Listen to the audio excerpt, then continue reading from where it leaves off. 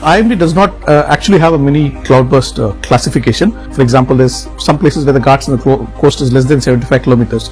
So in those cases, the IMD's classification of 10 centimeters in an hour is sort of on the outer scale. So some of the agencies opted to call 5 centimeters in half an hour's time as a mini cloudburst, because the impact is exaggerated because of the lesser time taken between the Ghats and the coast. So while officially yes, there's no nomenclature as mini cloudburst, in some places it makes sense to possibly have a lower scale because of the different dynamics involved.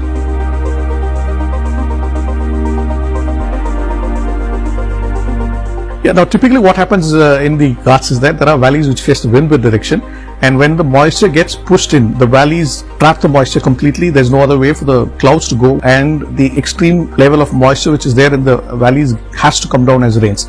The largest worry with the cloudburst is that because this happens in the hilly areas, a lot of rains happen in a short duration of time, which triggers not only huge amount of water flow into the rivers, but there is a risk of landslides which happen. And on top of it, you also have mudslides, you also have floods which could happen downstream, especially in a state like Kerala, where the distance between the Ghats and the coast, the plains, is very less.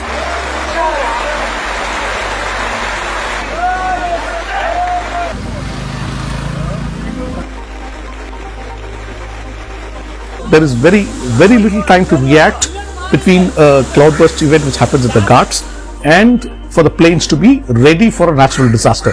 The advance notice time available becomes very less. So your disaster management has to be lightning quick, even to sort of react rather than be proactive in instances like this. Western Ghats, the rainfall pattern varies between two places a kilometer or two down the line. So weather models would not be able to capture the exact location of such an event. As far as cloudburst is concerned, it is the real-time observation which is critical. Now you need more observatories, more weather stations in the Ghats to understand the sudden bursts of rains which happen. So while predicting through weather models is one part of the story, real-time observation is the secondary part. Now, unless until we have more observations, the secondary part which happens in real time would not be possible to be detected. Even if, say for example, your weather models predict the area which could come under cloudburst, the exact location is possibly identified through real-time observations. For that, we would need more denser observation networks.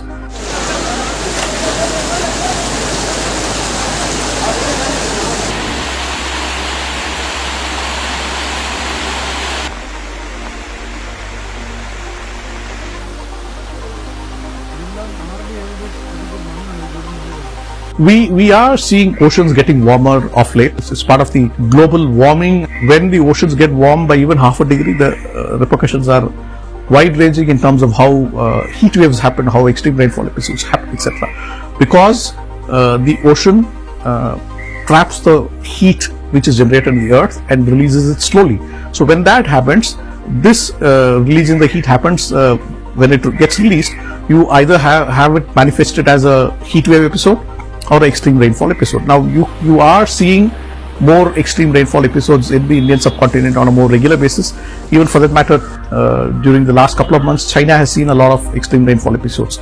So it is there to stay, and we all have to evolve the way how we think in terms of handling disasters, because the way extreme rainfall episodes are happening is changing as well.